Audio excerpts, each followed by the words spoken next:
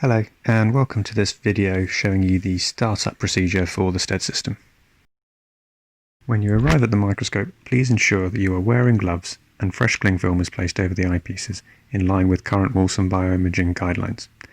The next thing you'll need to do is switch on the power switches. These are located under the desk on the right hand side.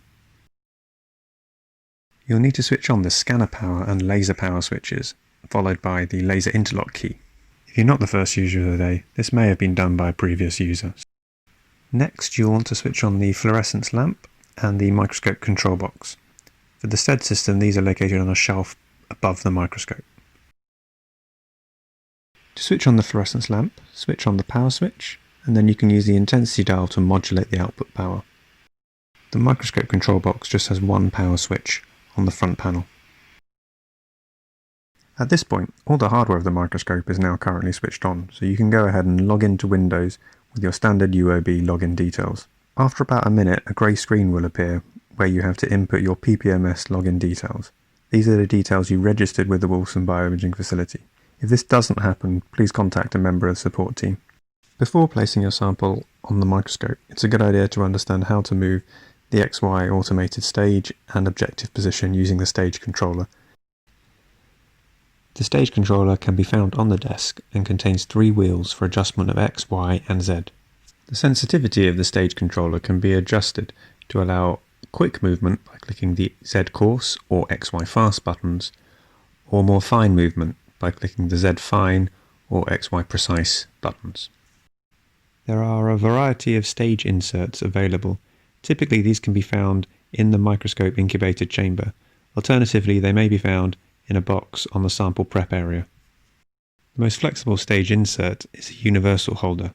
This has 2 adjustable arms which allow it to accommodate samples of varying sizes, from 35mm dishes to slides, but also any awkwardly sized and shaped samples. The universal holder can be adjusted by simply sliding the arms to the desired width and then inserting your sample. If you're inserting a slide with cover slip, please ensure you have the cover slip facing down towards the objective. To remove the holder, gently grasp the arms and simply lift up. Alternatively, you can use a slide holder which has 2 spring-loaded metal arms for added stability. When placing a slide in the holder, it's a good idea to check that it's sitting flat to avoid any gradient in the image.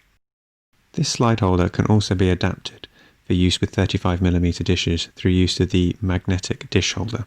Insert the magnetic dish holder as you would a slide and clip down if necessary.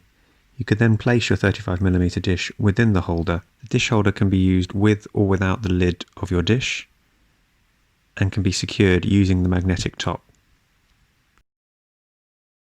This setup could also be used in conjunction with CO2 using the provided chamber to enable long-term live cell imaging. Before using CO2 for the first time, please contact a member of the light microscopy support team who will be able to assist you with the initial setup. There's also a dedicated 35mm dish holder. Like the magnetic dish holder, the dedicated 35mm dish holder can be used with dishes with or without lids.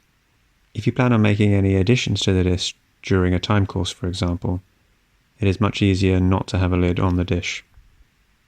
This holder is also compatible with the CO2 chamber. If your sample's in a multi-well plate, the 35mm dish holder can be converted to a multi-well plate holder. Simply push underneath and remove the 35mm insert. This will leave you a multi-well plate holder which can be placed back on the stage and your multi-well plate inserted. And again, the multi-well plate holder can be used with or without CO2.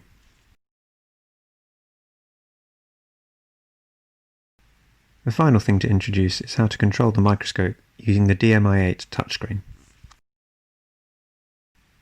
You can adjust contrast methods by hitting the contrast button on the left-hand panel and then switch between bright field or fluorescence modes.